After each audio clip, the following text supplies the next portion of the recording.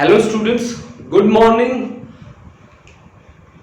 Good morning again and welcome to our physics class students. Today we have to deliver second lecture of electromagnetic induction. ठीक है, हमने इसका introductory part जो है वो पहले हमने कंप्लीट किया है, जिसमें हमने फैराडे के लॉज को पढ़ा है। फैराडे के लॉ के साथ साथ लेंज का लॉ भी हमने पढ़ा है। ठीक है, लेंज का लॉ हमने याद रखने के लिए उसकी एक शॉर्ट ट्रिक बनाई थी। आ रहा है तो आने नहीं देता और जा रहा है तो जाने नहीं देता। ठीक है, ये हमारी शॉर्ट ट्रिक थी जिसके हेल्प से हमें उस लॉ को याद रखना था।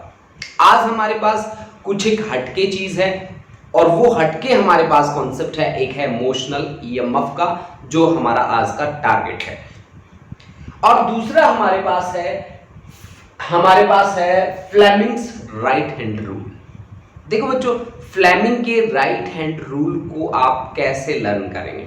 आप राइट हैंड लीजिए और राइट हैंड में इस तरह से, जैसे मैंने डायग्राम बना रखा है, यहां पे थंब पॉइंट करता है in the direction of motion of the conductor.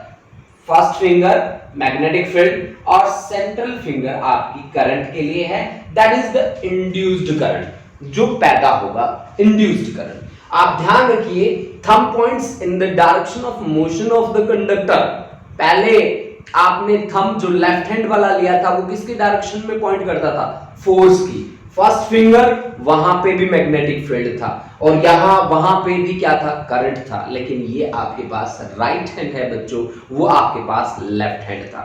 देखो बच्चों, आपको मैंने बताया था कि लेफ्ट हैंड रूल को अप्लाई करने के लिए आपको ये बात याद रखनी है, जहां पे F इज इक्वल टू आ जाता है BIL sine theta, BI L sine theta, वहां पे L for left hand rule ही लगेगा। ये रूल कहां पे अप्लाई होगा, कैसे अप्लाई होगा, इस पे हम अभी बात करेंगे। देखो बच्चों, हमने क्या कहा इस चैप्टर की स्टार्टिंग में, इलेक्ट्रोमैग्नेटिक इंडक्शन का मतलब था करंट को पैदा करना या ईएमएफ को पैदा करना। ठीक है, या करंट या ईएमएफ, करंट और ईएमएफ में से मैं एक वर्ड यूज कर सकता हूं, कोई बात नहीं, करंट ले लो चाहे आप ईएमएफ ले लो, कोई बात नहीं।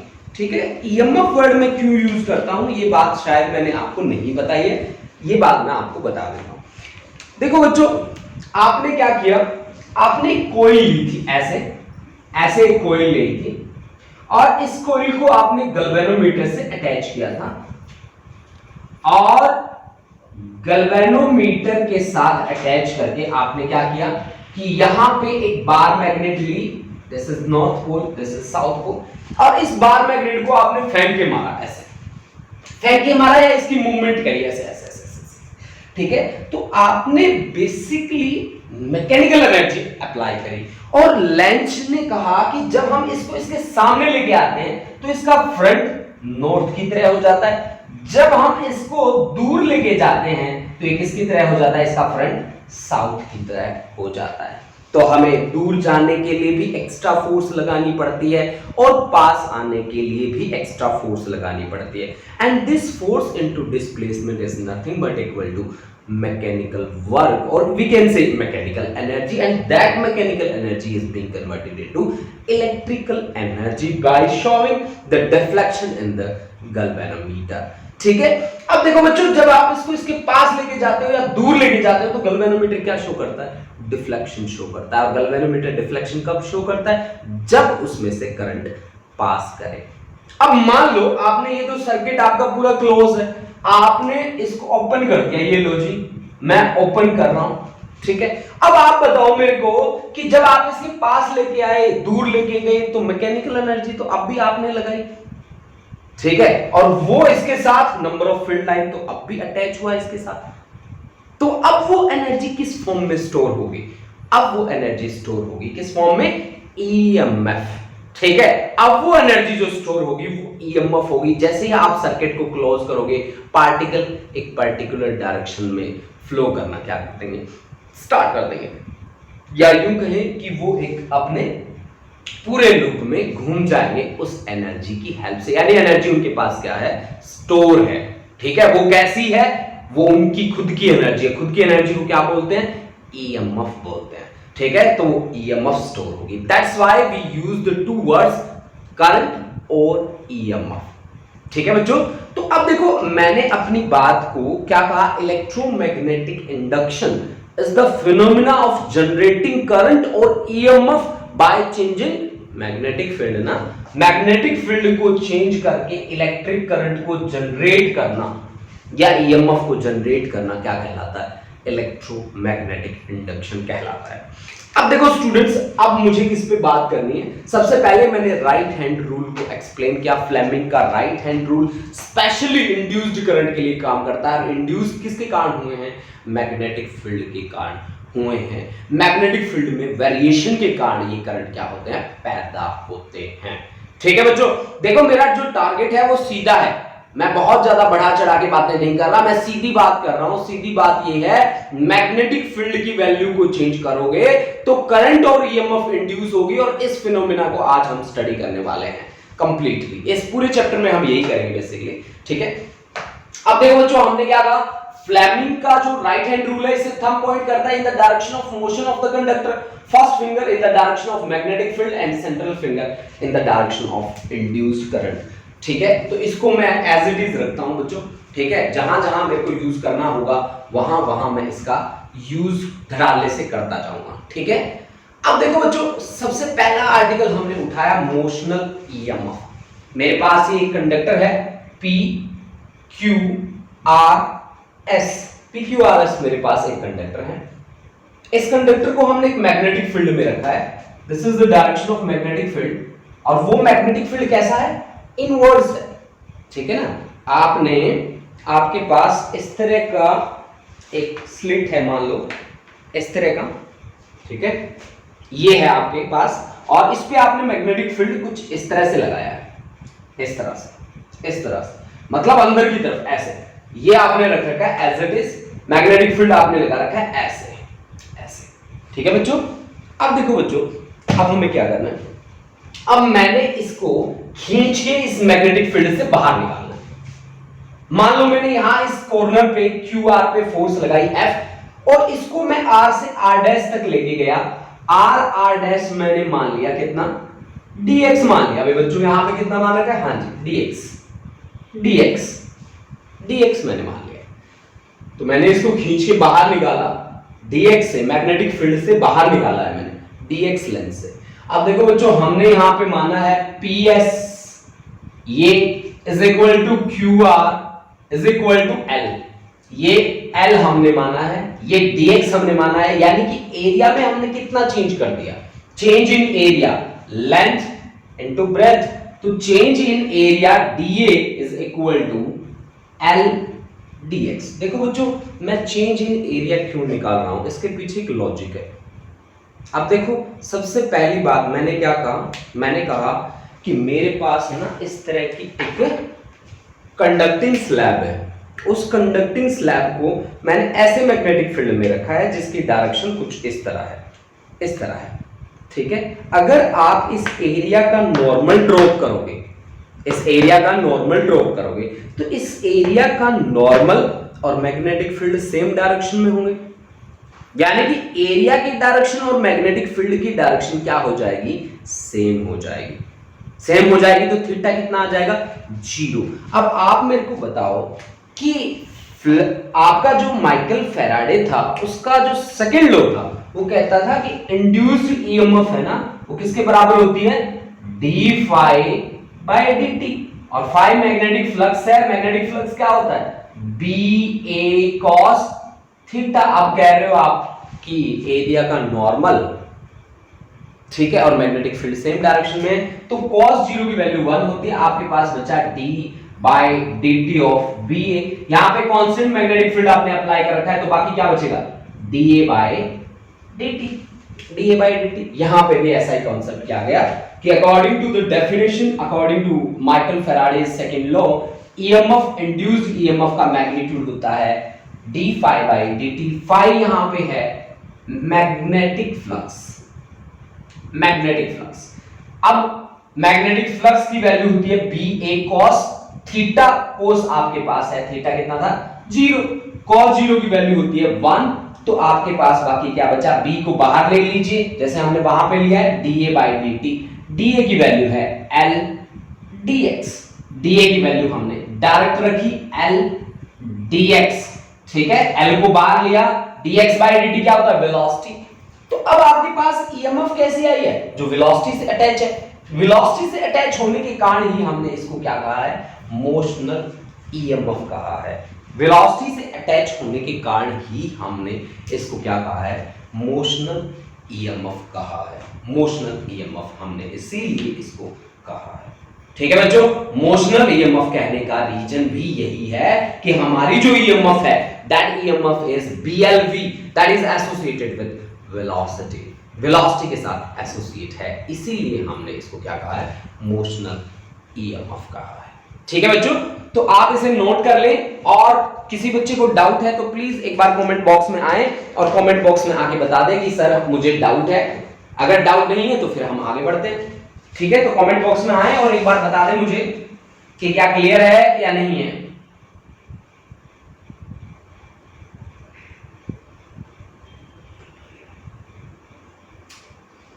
किरणदीप, अच्छा, जयंतिका, ठीक है बेटा। हर्षित, शारदा अटेंडेंस हो जाएगी बेटा आपकी, जयंतिका की भी हो जाएगी। किरणदीप, गुरलीन कौर, आरक्षण वालिया, पायल जारियाल, साहिलप्रीत सिंह, जसलीन कौर, जानवी, आशप्रीत कौर, मनजोत कौर, हरसिमरन कौर, मंजू चौधरी, जस्मीन कौर, अरमान भारद्वाज, मनरीत, प्रशांत, आकृति, गुरलीन बाजवा, ठीक है भाई, क्लियर है ये concept. Jabaraj Singh, हरजोवन, very good, बहुत बढ़िया बच्चों, बहुत बढ़िया। मनिंदर सिंह, चलो बहुत बढ़िया, बहुत बढ़िया। अब देखो बच्चों, ये जो बात मैंने आपको बताई है, ये वाली बात तो बहुत सिंपल बात है जो मैंने आपको बताई है, जो मैंने आपको समझाई है। अब इस बात में बेसिक जो फंडा होता है ना, वो होता है डायरेक्शन का, कि डायरेक्शन के साथ आप कैसे डील करोगे, कि डायरेक्शन ऑफ इंड्यूस्ड करंट क्या है यहाँ पे, ये कैसे आप बताओगे हमें, ठीक है। ये सारी की सारी बातें अब हमें पढ़नी है। देखो भाई कैसे आप पढ़ोगे, बहुत ही अच्छे तरीके से हम इसको पढ़ेंगे। हमारे पास ये एक रेक्टेंगुलर कोई है, ऐसे, ये हमारे पास है एक रेक्टेंगुलर कोइल। रेक्टेंगुलर कोइल है P, Q, R और S, है ना, P, Q, R, S, ठीक है भाई। अब देखो बच्चों कि आप इस पे फोर्स लगा रहे हो, ये आपके पास फोर्स की डायरेक्शन है, this is the direction of force F। इसकी लेंथ आपने PQ की मानी है B, SR की भी B, और इसकी L और इसकी लेंथ आपने मानी है L। आपने इस कंडक्टर को एक मैग्नेटिक फील्ड में रखा है जिसकी डायरेक्शन है इनवर्स, ऐसे, this is the direction of magnetic field. Students, this is the direction of magnetic field जिसमें आपने कंडक्टर को रखा है। तो डायरेक्शन कहां है उसकी मैग्नेटिक फील्ड की, अंदर की तरफ है, ठीक है बच्चों। अब आ जाओ हमारी बात पे। सबसे पहले आप देखो कि आपने मोशन कहां है, मोशन थंब की डायरेक्शन में होना चाहिए, थंब आउटवर्ड आप मूव कर रहे हो, ठीक है, ऐसे आप मूवमेंट हो रही है। और मैग्नेटिक फील्ड कहां है, ये डायरेक्शन है मैग्नेटिक फील्ड की, इस तरह से अंदर की तरफ है। मैं राइट हैंड थंब रूल का यूज कर रहा हूं, राइट हैंड है मेरा, ये मोशन की डायरेक्शन, ये मैग्नेटिक फील्ड की डायरेक्शन, तो ये करंट की डायरेक्शन बनेगी। करंट की डायरेक्शन कैसे बनेगी, ऐसे, ठीक है, यानी कि इस तरह से करंट की डायरेक्शन बननी चाहिए, ठीक है, ऐसे करंट की डायरेक्शन बनेगी, then this is the direction of current. ये डायरेक्शन होगी आपके पास इंड्यूस्ड करंट की, इंड्यूस्ड करंट के लिए, ठीक है भाई। आपने इस तरह से आप जा रहे हैं, ये आपका मैग्नेटिक फील्ड है, करंट इस डायरेक्शन में चलेगा आपका, ठीक है। तो ये डायरेक्शन आपकी कैसी रहेगी, एंटी क्लॉकवाइज, तो ये हमने करंट की डायरेक्शन ले ली। अब देखो बच्चों, करंट की डायरेक्शन जैसे मेरे पास आई और इनकी लेंथ जैसे ही मेरे को पता लगा, मेरे को याद आया कि यार अगर करंट है, मैग्नेटिक फील्ड है, तो हम फ्लेमिंग का लेफ्ट हैंड रूल अप्लाई कर सकते हैं।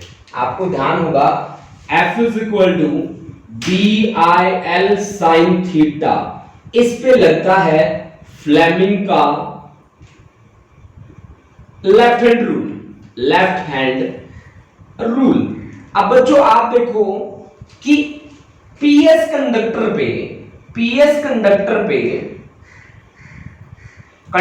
पे फोर्स की डायरेक्शन क्या होनी चाहिए? फ्लेमिंग का लेफ्ट हैंड रूल लेके आओ। फ्लेमिंग का लेफ्ट हैंड रूल क्या कहता है? Father, mother, child. ये मैग्नेटिक फील्ड, ये करंट, देखो लेफ्ट हैंड रूल अप्लाई करो। ये magnetic field first finger, central finger in the direction of current, और फोर्स की डायरेक्शन क्या आई? वो वाली। ये आपके पास आ गई फोर्स की डायरेक्शन, ये आपके पास आई direction of force F1। F1 क्या होनी चाहिए? इसकी लेंथ है L, तो BIL साइन कितना आएगा? थीटा। भाई आपके पास ये लेंथ है, मैग्नेटिक फील्ड आपने ऐसे अप्लाई कर रखा है, ये देखो ये लेंथ है, मैग्नेटिक फील्ड आपने ऐसे अप्लाई कर रखा है, इसका परपेंडिकुलर अंदर की तरफ, तो एंगल कितना बन रहा है? 90। तो यहां पे साइन 90 डिग्री, यानी कि F1 is equal to BIL। दूसरे पे आओ, SR पे। SR पे करंट कहां फ्लो कर रहा है? करंट की डायरेक्शन, ये मैग्नेटिक फील्ड की डायरेक्शन, ये तो फोर्स की डायरेक्शन ऊपर की तरफ। अब यहां पे force F2 is equal to BI, length है इसकी B के इक्वल, और sine of angle perpendicular magnetic field apply कर रखा है इससे पूरा आपने, है ना? तो साइन 90 की वैल्यू होती है 1। This is BI। ये फोर्स तो बाहर लगा ही पड़ा है। इसकी डायरेक्शन फ्लेमिंग के लेफ्ट हैंड रूल से निकाल लेना, इसकी डायरेक्शन होगी F3। This is BIB। F1 और F3 एक दूसरे को कैंसिल कर देंगे, लेकिन आप ज्यादा कहां लगा रहे हो फोर्स? ज्यादा तो आप यहां लगा रहे हो, आप तो इसको बाहर निकालना चाहते हो, लेकिन ये क्या चाहता है कि अंदर रहे। अंदर रखने के लिए क्या कर रहा है? अंदर की तरफ फोर्स लगा रहा है, अंदर रखने के लिए फोर्स लगा रहा है। ये इसको ध्यान से देखो, इस चीज को ध्यान से देखो, इसकी टेंडेंसी क्या है कि ये बाहर ना जाए, और आप इसको बाहर लेके जा रहे हो। आप बाहर लेके जा रहे हो तो एक्स्ट्रा फोर्स लगा रहे हो, और फोर्स इनटू डिस्प्लेसमेंट क्या होता है? वर्क। और वो वर्क मैकेनिकल एनर्जी की फॉर्म में अपीयर होगा, और वही मैकेनिकल एनर्जी किस में कन्वर्ट होगी? इलेक्ट्रिकल एनर्जी में कन्वर्ट होगी। मेरी बात को दोबारा ध्यान से सुनो बच्चों, आपने इसे बाहर निकालने की कोशिश करी, ये फोर्स और ये फोर्स एक दूसरे को कैंसिल कर रही है। अब बची कौन? एक तो आपने जो अप्लाई करी है, और एक ये खुद लगा रहा है। खुद जो लगा रहा है उसकी डायरेक्शन, आपने जिस डायरेक्शन में फोर्स लगाई है उससे ऑपोजिट है, उससे अपोजिट है बच्चों। यानी कि ये क्या कोशिश कर रही है कि बाहर ना जाए। आप क्या कर रहे हो? बाहर लेके जा रहे हो, मतलब धक्के से लेके जा रहे हो ना, धक्के से लेके जा रहे हो तो फोर्स लगानी पड़ेगी, और बाहर लेके जाओगे तो फोर्स इनटू डिस्प्लेसमेंट होगा, और फोर्स इनटू डिस्प्लेसमेंट क्या होता है? वर्क होता है। और this work will appear in the form of mechanical energy, and that mechanical energy will convert into the electrical energy. ये चीज आप नोट भी कर सकते हो बच्चों कि यहां पे आपने देखो, यहां पे आपने फोर्स करी अप्लाई, ठीक है, अप्लाई, ठीक है। आपको कौन खींच रहा है? आपने ये F अप्लाई करी, आपको पुल कौन कर रहा है? पुल कर रहा है F is equal to BIL वाली फोर्स आपको कर रही है pull. That is extra force you have to apply, that is extra force we have to apply, and this extra force into displacement is equal to work, and this work is nothing but equal to mechanical energy, and this mechanical energy will appear in the form of electrical energy. This is the basic फंडा of this concept. यही basic फंडा है इस concept का। अगर ये basic फंडा आपका क्लियर हो गया तो आप समझ लीजिए कि आपका कॉन्सेप्ट आपके टिप्स पे है। तो कितने बच्चों का ये बेसिक फंडा क्लियर हुआ है? प्लीज आप कमेंट सेक्शन में आइए और मुझे बताइए कि आप में से कितने बच्चों का ये बेसिक फंडा क्लियर हो चुका है। ठीक है, कमेंट सेक्शन में आगे मुझे फटाफट बताइए कि कितने बच्चों का क्लियर है। मानिंदर, ऐश, ठीक है बेटा, लगा दूंगा, अटेंडेंस लग जाएगी। मंजू, साहिलप्रीत, गुरलीन बाजवा, जानवी सोहता, आकृति, पायल, अर्शप्रीत कौर, जसलीन कौर, मनजोत, सार्थक महाजन, प्रशांत शर्मा, मनरीत कौर, हरसिमरन कौर, गुरलीन कौर। वेरी गुड, बहुत बढ़िया, शाबाश। यानी कि ये फंडा सभी को समझ में आ चुका है, ठीक है। यानी कि ये चीजें सभी की क्लियर हैं। क्लियर हैं तो फिर आगे बढ़ते हैं। देखो भी बच्चों, हमने क्या कहा, हमने कहा कि आप मोशनल ईएमएफ के कॉन्सेप्ट को अप्लाई कर सकते हैं। कैसे अप्लाई कर सकते हैं हमने आपको बता दिया इस कॉन्सेप्ट में कि करंट की डायरेक्शन कौन सी थी, यहां पे ये चीज भी हमने आपको रिप्रेजेंट करके दे दी। देखो बच्चों, एक बात आप हमेशा याद रखना कि F is equal to BIL sine theta, जहां पे आए F is equal to BIL, वहां पे आपको हमेशा फ्लेमिंग का लेफ्ट हैंड रूल लगाना है, फ्लेमिंग का लेफ्ट हैंड रूल अप्लाई करना है, ठीक है। BIL साइन थीटा जहां पे भी आपको दिख जाए, आपको वहां पे हमेशा फ्लेमिंग का लेफ्ट हैंड रूल अप्लाई करना है, ठीक है। देखो बच्चों, फ्लेमिंग का जो राइट हैंड रूल है वो इंड्यूस्ड करंट के लिए है, जो करंट इंड्यूस होते हैं due to the variation in the magnetic field, magnetic field में वेरिएशन के कारण जो पैदा होते हैं, ठीक है। अब हम कर रहे हैं हमारा next concept, that concept is power dissipated in a conductor moving in magnetic field, कि कितना पावर का लॉस होता है, ठीक है, वो हमें यहां पे स्टडी करना है। तो ये सब कुछ मैं रब करने वाला हूं, वो फ्लेमिंग का राइट हैंड रूल भी मैं रब करने वाला हूं। ध्यान रखना, इसमें थंब पॉइंट करता है in the direction of motion of the conductor, first finger magnetic field और सेंट्रल फिंगर इंड्यूस्ड करंट के लिए, ठीक है। फ्लेमिंग का लेफ्ट जो था उसके ही लगभग बराबर है, बस एक फर्क है कि थंब यहां motion of the conductor, in the direction of motion of the conductor, ये पॉइंट करेगा, बस इतनी सी बात है भाई, ठीक है। तो नेक्स्ट आर्टिकल के साथ चलते हैं भाई। हमारा कॉन्सेप्ट है पावर। पावर क्या होता है भाई, पावर के बारे में भी बात करेंगे बच्चों, पावर भी बताऊंगा आप लोगों को।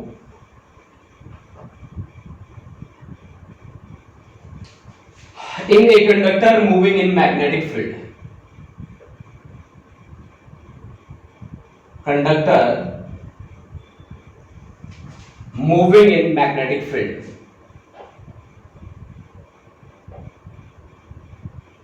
And magnetic field. देखो बच्चों, कैसे हमें कॉन्सेप्ट की स्टार्टिंग करनी है, कैसे हमें इसके साथ डील करना है। सबसे पहली बात आती है, पहला वर्ड यहां पे है पावर, और पावर है ना दो तरह की है। जब यहां आप फिजिक्स में पढ़ते हो तो पावर आपके पास है, एक तो मैकेनिकल पावर है जो वर्क अपॉन टाइम होती है, ठीक है, वर्क अपॉन टाइम होती है, और वर्क को हम लिखते हैं फोर्स का डॉट प्रोडक्ट डिस्प्लेसमेंट के साथ डिवाइड बाय क्या आ गया, टाइम। अब आपको पता है बच्चों, डिस्प्लेसमेंट डिवाइड बाय टाइम क्या होता है, velocity to force into velocity, this is nothing but equal to power. यानी कि power is the dot product of force and velocity, that is power is a scalar quantity, this is the mechanical power guys. अगर electrical power की आप बात करते हैं तो electrical power आपके पास होती है वर्क अपॉन टाइम, और वर्क होता है आपके पास हीट के इक्वल, हीट अपॉन टाइम, और हीट होता है आई स्क्वायर आर टी, ठीक है, divide by T, this is I square into R, this is electrical power guys. तो आप इसको लिख सकते हैं P is equal to I square, R को I इंटू आई आर, तो this is V upon I। आप इसको ऐसे भी लिख सकते हैं I square R square by R, this is V square by R. यानी कि इलेक्ट्रिकल पावर आपकी हो सकती है I square into R, V into I और V square by R. These are the three different forms of electrical power, ठीक है भाई। इलेक्ट्रिकल पावर आपके पास ये आ गया। देखो बच्चों, हमने आपको एक जनरल बात बता दी, वो जनरल बात आपके पास, ठीक है, क्या है आप इसको देखते रहिए, ठीक है। अब देखो हमें क्या करना है, पावर निकालना है। पावर क्या होता है, फोर्स इनटू वेलोसिटी होता है, और फोर्स जब हम किसी भी कंडक्टर को मैग्नेटिक फील्ड में रखते हैं, how much force it will experience. अगर मैं पिछला केस ले लूं कि मेरे पास यहां पे ये कंडक्टर है, इस कंडक्टर को हमने इस तरह के मैग्नेटिक फील्ड में रखा है जिसकी लेंथ है L, ठीक है, इसमें से करंट फ्लो कर रहा है, दैट करंट इज आई, ठीक है, आई करंट फ्लो कर रहा है इसमें से, ठीक है, और मैग्नेटिक फील्ड हमने अप्लाई किया है। मैग्नेटिक फील्ड इसको हम वेरिएशन कर रहे हैं, मूव कर रहे हैं, ठीक है, कंडक्टर को। तो how much force it will experience भाई, कितनी फोर्स एक्सपीरियंस करेगा? F is equal to B sine theta, यहाँ पे फोर्स कितना होना चाहिए?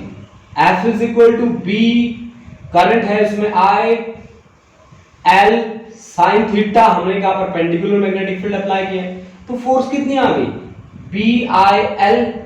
अब हमने करंट कैसे प्रोड्यूस किया है? करंट कंडक्टर को मूव करके प्रोड्यूस किया है। अब मूव करके जो प्रोड्यूस किया है उसका नाम तो मोशनल है, और वो हमारे पास मोशनल ईएमएफ है, करंट तो है नहीं, तो लिख लो कोई बात नहीं, मोशनल ईएमएफ है आपके पास, उसी से काम चला देंगे यार हम। Motional EMF, motional EMF E is equal to, अभी निकाला था, E is equal to BLV। अब करंट कैसे निकालोगे? I इज इक्वल टू वैसे तो होता है V बाय R, अब V तो है नहीं यहाँ पे, V की जगह कौन है? E है, then this is E by R, so we can write it as BLV by R। E की वैल्यू है BLV by R, ठीक है, BLV by R। तो I की वैल्यू बिना शर्माए यहाँ पे रख दो, तो BI की वैल्यू है हमारे पास BLV divide by R into L, so F becomes equal to B square L square V by R। आपको क्या निकालना है? पावर ना, तो पावर क्या होगा? Power is force into velocity, velocity से मल्टीप्लाई कर दो तो this is B square L square V square by R। बच्चों पावर है ना, रेट ऑफ डूइंग वर्क भी होता है, आप रेट ऑफ डूइंग वर्क ही बोलते हो पावर को, ठीक है। तो आप कह सकते हैं this is energy dissipated per second, you can say ना कि this is the energy dissipated per second, क्योंकि ये वर्क अपॉन टाइम होता है, so we can say work upon time. Work का यूनिट होता है जूल, टाइम का होता है सेकंड, ठीक है, यानी कि वर्क को आप एनर्जी भी बोलते हो ना, तो energy per unit time, energy पर सेकंड भी बोल सकते हो आप इसको, ठीक है। आपको जो मर्जी बोलना है वो बोल लीजिए, हमने पावर आपको निकाल के बता दिया, B square L square V square divide by R, ठीक है, जिसमें R जो है वो आपका क्या है? रेजिस्टेंस है। अब बात जो हमारी नेक्स्ट जो बातें आने वाली हैं वो बातें बहुत ही ज्यादा अच्छी हैं, बेहतरीन बातें हैं। वो बात है एडी करंट के लिए, कि एडी करंट कैसे पैदा होते हैं, कैसे हम उस पे बातें करेंगे, ठीक है। तो वो सारे के सारे कॉन्सेप्ट अब हमें पढ़ने हैं। देखो बच्चों, देखो उससे पहले मैं आपको कुछ एक बातें बताना चाहता हूं, जैसे कि आपने देखा होगा जो हाई वोल्टेज वाली लाइन है, वो लाइन के पास आप चले जाओ, बड़ा शोर होता है, घूम घूम की आवाजें होती हैं। और वायर भी आपने देखा होगा कि वो ऐसे ऐसे क्या करता रहता है, वाइब्रेशंस होती रहती हैं उन वायर्स में। वो तो जनरली हम हमारे घरों में भी जो इलेक्ट्रिसिटी आती है जिन वायर से, उन वायर को आप देख लो, उनमें वाइब्रेशंस होती रहती हैं। वो वाइब्रेशन क्यों होती हैं? वो आप हाई वोल्टेज के पास चले जाओ तो आवाजें होती हैं, वो आवाजें क्यों होती हैं? ठीक है, अगर हम एक लोहे का टुकड़ा ले लें और उस टुकड़े को किसी भी करंट कैरिंग कंडक्टर से जोड़ दें, ठीक है, तो वो गर्म हो जाता है। गर्म तो वैसे वायर भी हो जाते हैं, तो वो गर्म क्यों हो जाते हैं? ये सारे के सारे कॉन्सेप्ट्स हम इस लेक्चर में कंप्लीट करेंगे। उससे पहले मैं आपको ट्रांसफॉर्मर दिखाना चाहता हूं। जिन बच्चों के पास 10-20 रुपए का ट्रांसफॉर्मर आता है, आप ट्रांसफॉर्मर परचेज कर लीजिए और उसको थोड़ा सा ना तोड़ फोड़ के भी देख लीजिए।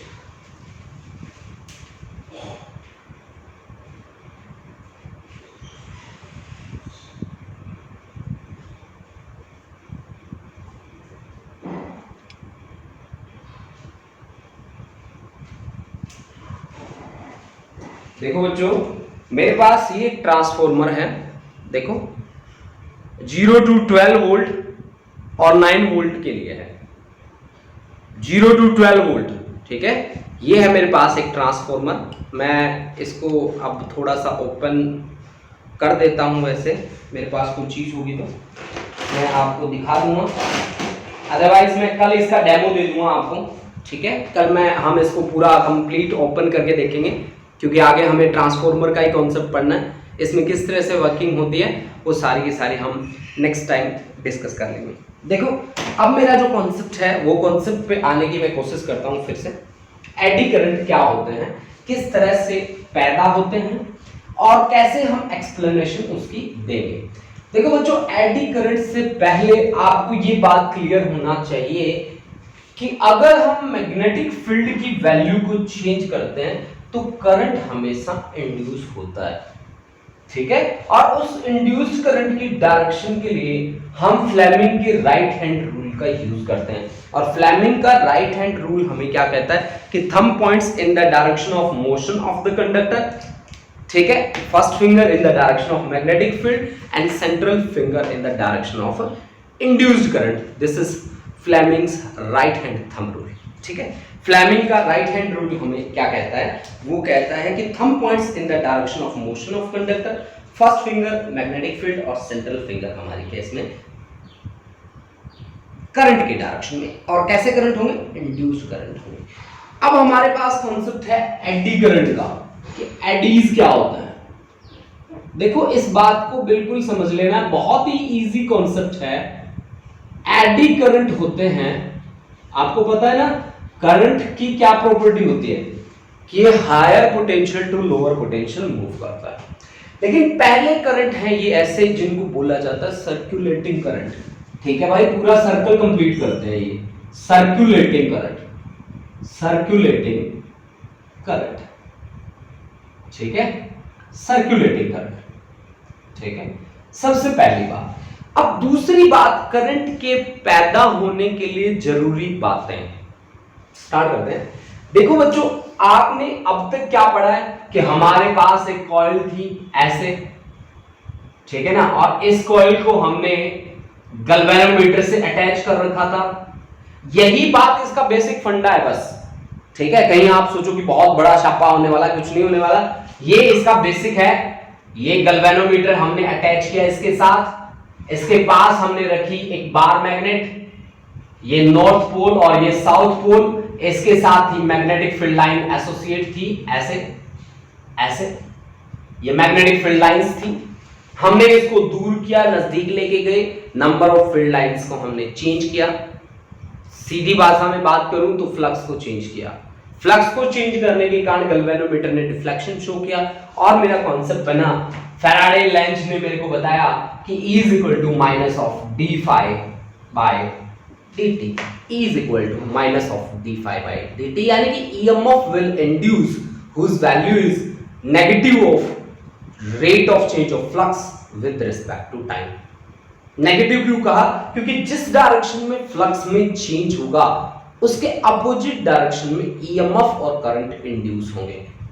अगर यही करंट और EMF एक बल्क पीस में, एक मेटल में, एक पूरे कंडक्टर में पैदा होते हैं तो इन्हीं का नाम क्या होता है, एडी करंट होता है। सिंपल भाषा में बात, ठीक है। यही करंट अगर एक पूरा मेटल का हमने पीस ले लिया, पूरा टुकड़ा हमने ले लिया, पूरा कंडक्टर हमने ले लिया, अगर यही करंट वहां पैदा हो रहे हैं उस कंडक्टर के अंदर, तो फिर इन्हीं करंट्स का नाम क्या होगा, एडी करंट होगा। यानी कि ये करंट कैसे करंट होंगे, ये करंट ऐसे होंगे जिनकी डायरेक्शन ऑफ फ्लो जो हो रहा है, जिस डायरेक्शन में फ्लो उससे अपोजिट होगा। यानी कि उससे अपोजिट क्या होता है भाई, हमने क्या सुना था, उससे अपोजिट जो करंट के फ्लो का अपोज करे उसको तो रेजिस्टेंस बोलते हैं। तो क्या ये रेजिस्टेंस की तरह काम करते हैं? देन आंसर इज हाँ, ये रेजिस्टेंस की तरह काम करते हैं, रेजिस्ट करते हैं। तो रेजिस्ट करने के कारण क्या होता है, हीट जनरेट होती है, और रेजिस्टेंसेस के कारण भी क्या होता है, हीट जनरेट होती है। लेकिन हर एक में नहीं होती, हर एक में वहां रेजिस्टेंसेस का वो कॉन्सेप्ट नहीं लगता, लेकिन यहां पे लगता है, ठीक है। आप मेरी बात को दोबारा ध्यान से सुनिए कि इसके कारण आपका कंडक्टर गर्म हो जाएगा। यानी कि बल्क पीसेस जहां पे आप लोगे मोटे मोटे, ठीक है, इस तरह से आपके मैंने ट्रांसफॉर्मर दिखाया, मैं कल खोल के दिखाऊंगा। इस ट्रांसफॉर्मर में एक पत्ती के ऊपर एक पत्ती लगा के इतना मोटा कंडक्टर बनाया गया, उनके बीच में ग्लू लगाया गया, दैट इज इंसुलेटिंग ग्लू। ठीक है, वो इंसुलेटिंग ग्लू लगाया गया ताकि वहां पे एडी करंट जनरेट ना हो। मूविंग कॉइल गैल्वेनोमीटर में वो फ्रेम जो मैंने लकड़ी का बताया था, उसी की जगह अगर लोहे का फ्रेम लगा दें तो एडी करंट जनरेट होते हैं। जिस डायरेक्शन में मोशन हो रहा होगा उसके अपोजिट वो जनरेट हो जाएंगे। यानी जैसे ही हम सप्लाई को ऑफ करेंगे, वो एडी करंट हम जैसे ही ऑफ करेंगे तो हमारा डायरेक्शन ऑफ मोशन ये रहेगा, तो एडी करंट का ये रहेगा। यानी कि वो डिफ्लेक्शन वाली सुई जो है एकदम से रेस्ट में आ जाएगी। ठीक है, this is due to the eddy current. ठीक है बच्चों, तो अब आप मेरे को बताओ, अंशुल बताएगा मेरे को कि क्या उसे ये कॉन्सेप्ट क्लियर है। अंशुल, जस्मीन, साहिल प्रीत, ठीक है, और हमारे ये बच्चे 3 बच्चे स्पेशली मुझे बताएंगे कमेंट बॉक्स में आके अभी। ठीक है, क्या ये कॉन्सेप्ट क्लियर हुआ, क्या ये बात क्लियर हुई मेरी एडी करंट के लिए? अंशुल, जस्मीन, साहिल प्रीत। साहिल, वेरी गुड। अच्छा, जसवीर भी आई है, साहिल आ गया, जस्मीन कौर, अच्छा, और अब हमने अंशुल, प्रशांत, वेरी गुड, अंशुल राणा, अंशुल राणा,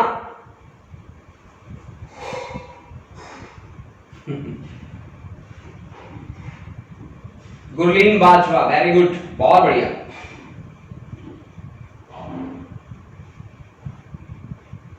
अंशुल नहीं है क्लास में, वेरी गुड, बहुत बढ़िया।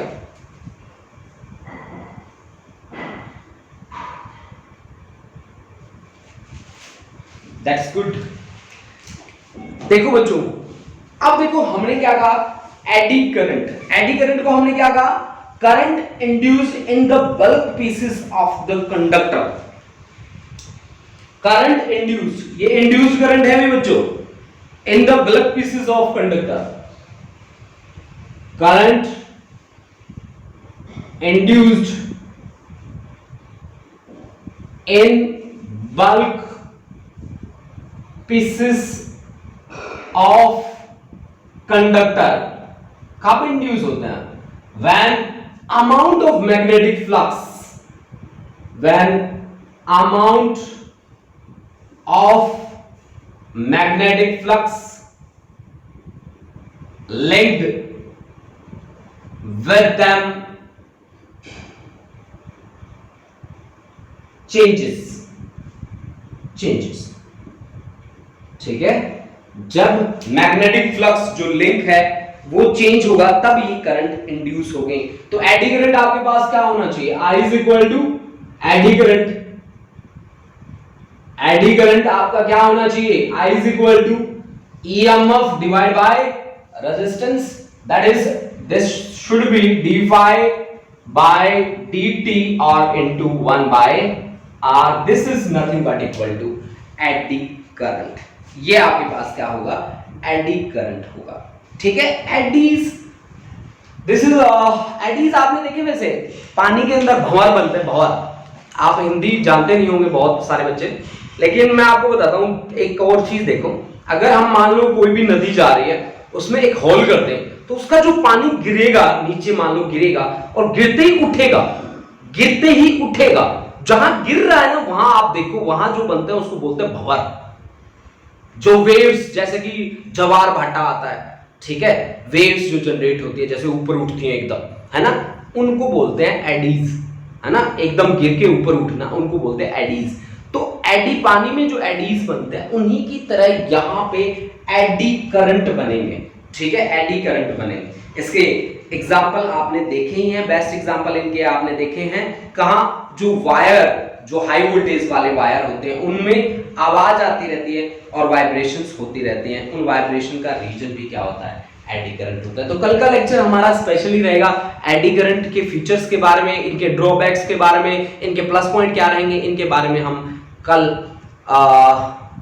पूरा एक्सप्लेनेशन पढ़ेंगे इनका।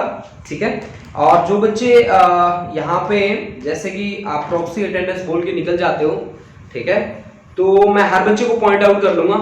ठीक है, and there will be no partiality, ठीक है। हाँ, हर बच्चा मेरे लिए उतना इंपॉर्टेंट है जितना कि और अदर कोई दूसरा, ठीक है। तो आप सभी बच्चे ये बात बहुत ध्यान रखें बेटा इन चीज़ों को, और आपके लिए फायदेमंद है। आई थिंक मेरे हिसाब से कोई नुकसान नहीं होना चाहिए, ठीक है ना बच्चों। तो रेगुलर अटेंड करो बच्चों, ठीक है। ये आपके लिए बहुत फायदेमंद क्लासेस हैं, क्योंकि मेरे जो लेक्चर्स होते हैं वो मैं पॉइंट टू पॉइंट बात करता हूँ, एक एक पॉइंट आपका क्लियर हो जाता है उनसे, ठीक है। तो आप अपने कॉन्सेप्ट को क्लियर कीजिए, मेरे साथ साथ पढ़िए और ऐसे ही जुड़े रहिए बच्चों, ठीक है। ये आपके लिए बहुत बेनिफिशियल होने वाला है। अब भी अगर आंसर आ चुका है तो प्लीज कमेंट बॉक्स में आके आप कमेंट कर सकते हो मेरे को, ठीक है। अगर यहाँ पे आंसर अगर आ गया है तो प्लीज एक बार कमेंट करके बता दीजिए, ताकि आपकी एब्सेंट ना लगे, ठीक है बच्चों। और बच्चों ऐसे मत सोचा करो कि प्रॉक्सी अटेंडेंस बोल के हम निकल जाएं, ठीक है। ऐसे मत किया करो बच्चों, ठीक है। इससे क्या फायदा होगा बेटा, ठीक है। साथ साथ सिलेबस किया करो, कंप्लीट करो इस सिलेबस को, ठीक है बच्चों। चलो बच्चों, कल मिलते हैं नेक्स्ट, ठीक है। अच्छे से आप प्रिपेयर करें और आप यूं ही पढ़ते रहे बच्चों, ठीक है। Thank you students and have a nice day. Thank you बच्चों।